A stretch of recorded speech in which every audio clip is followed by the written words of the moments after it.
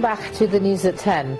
Access Bank has launched the latest version of its mobile app, Pay with Capture 5.0. At the launch, the bank's Group Managing Director, Mr. Herbert Wigwe, explained that the upgraded digital solution comes with additional features that will improve the customer banking experience. Determined to make digital banking application fast, convenient and hassle-free, Access Bank PLC has upgraded its Pay with Capture 3.6 to Pay with Capture 5.0, a more illimitable version. Customers are shown firsthand that the upgraded Pay with Capture 5.0 comes with additional features that enables customers to transfer funds from any bank account to another, phone number or email addresses. So, what is the Pay with Capture 5.0 really all about? Pay with Capture is a banking application. Today what we've designed can easily be referred to as Africa's digital bank, and it will be the largest digital bank across Africa. What we've done with Pay with Capture is that we've provided 5 things: convenience, reach, easy for people to make payments and transfers.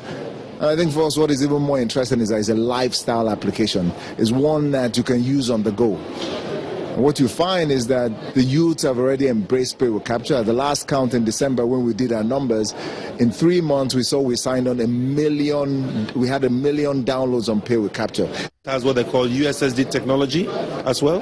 What that means is that irrespective of where you are, in Kebbi, in the furthermost part of Kebbi, or in the furthermost part of Port Harcourt, illiterate or not, you can use it and you have access to banking services.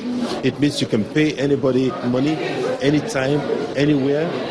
All right, it's a bank agnostic platform, so irrespective of where you bank, you can settle, you can merge accounts and make payments if you don't have enough money on any one bank account. So it's truly a ubiquitous app, and we're very proud of it. With this free-to-download Pay with Capture 5.0 application, the bank promises customers a better banking experience.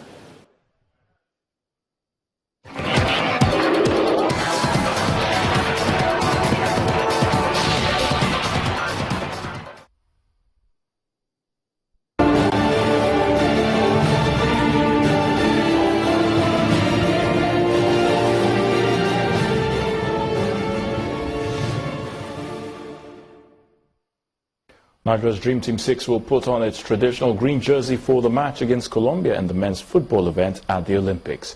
Coach Samson Siasia has made 5 changes to the starting 11 for this game. Daniel Akpe starts in goal, while Kingsley Madu, William Troost Ekong, Cynthia Seth and Ifeong Ndifreke start in the defense. Captain Mikel Obi and Azubike Okechukwu are in midfield, while Ogenekaro Etebo and Sadiq Umar and of course Umar Aminu will lead the line in attack. High winds have forced today's rowing regatta at Rio 2016 to be called off, the sport's second postponement of the Olympics. Nigeria's Chirika Okogu was expected to compete in the women's single sculls semi-final this afternoon. However, following an initial decision to delay the morning session, all races were called off.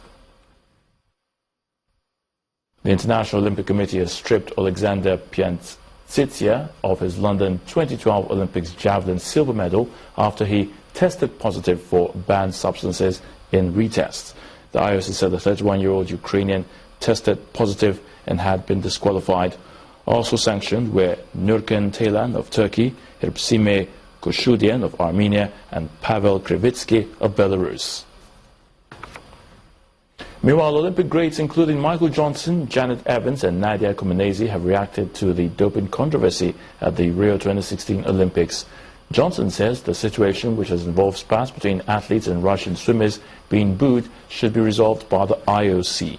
Former U.S. Olympic swimmer Evans, who has a tally of 4 gold medals, believes doping is a global problem, while Comaneci, who became the first gymnast to score a perfect 10 at the 1976 Olympics in Montreal, says booing athletes is not nice.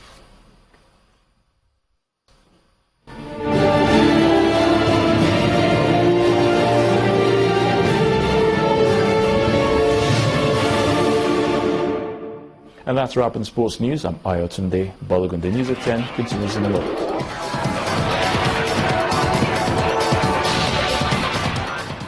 Thanks a lot, Ayotunde. Libyan militia say they've succeeded in seizing control of Sirte from Islamic militants. The city lies on the Mediterranean coast and has been a major stronghold for its militants since February 2015. But the US-backed militia said its fighters still held positions in 3 residential areas of Sirte and in a villa complex near the seaport. At least 3 fighters were killed and several others wounded, but there were more casualties on the part of IS militants who reportedly lost 20 men.